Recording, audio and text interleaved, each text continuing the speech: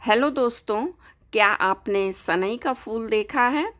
इसे पटसन भी बोलते हैं। यह फूल कुछ इस तरह से होता है। इसमें कलियां ज़्यादा होती हैं और खिले हुए फूल कम होते हैं, तभी हम इसका साग बनाते हैं।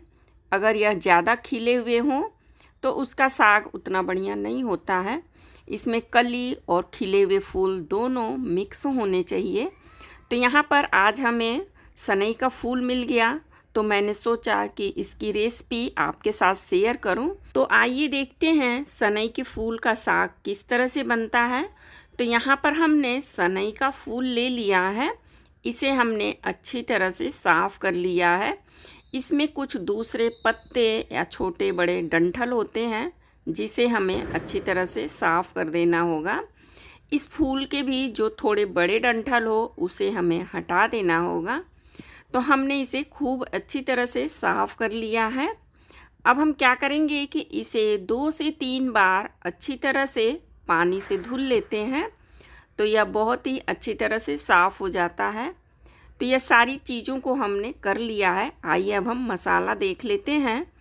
मसाले में हमने यहाँ पर लिया है 2 चम्मच सरसों के दाने, आधा चम्मच काली मिर्च, 1 चम्मच साबुत जीरा और 2 चम्मच साबुत धनिया। साथ ही हमने यहाँ पर लिया है 20 लहसुन की कलियाँ, जिसके छिलके को हमने हटा लिया है। 6 से 7 हरी मिर्च। मिर्च की क्वांटिटी आप अपने हिसाब से कम ज़्यादा कर सकती हैं। अब हम इन सारे मसाले को मिक्सी के जार में डाल देते हैं। साथ ही हमने यहाँ पर लिया है 3 सूखी लाल मिर्च। इसे डालने से साग में सौंधापन आ जाता है और थोड़ा सा पानी डाल करके इसे अच्छी तरह से पीस लेंगे।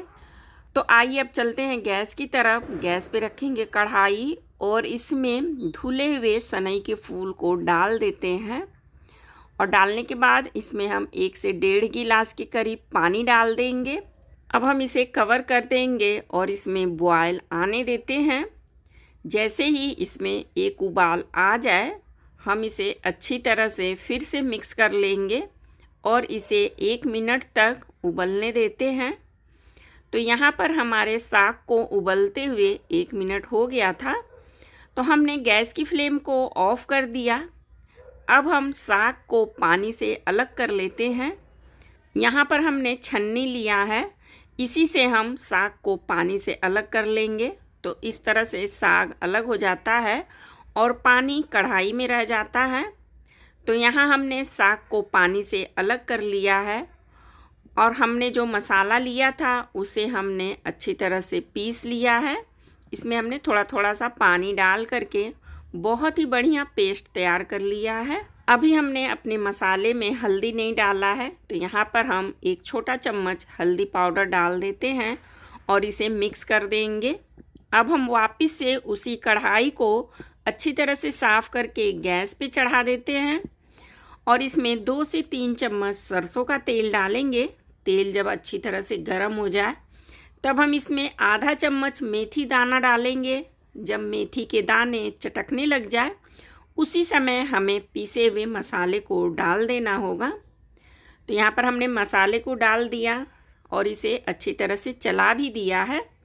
यहीं पर हम टेस्ट के अकॉर्डिंग थोड़ा सा नमक डाल देते हैं। नमक डालने के बाद हम अपने मसाले को खूब अच्छी तरह से भून लेते हैं।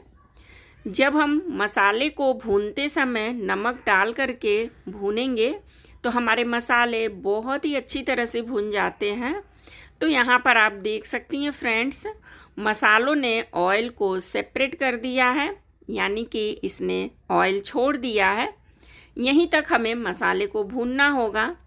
अब हम इसमें बॉयल किए हुए सनई के फूल को डाल देते हैं और इसे अच्छी तरह से मिक्स कर लेंगे। मिक्स करने के बाद इसे फिर से कवर कर देते हैं और थोड़ी देर कुक करते हैं। थोड़ी देर बाद हम अपने साग को चेक कर लेंगे।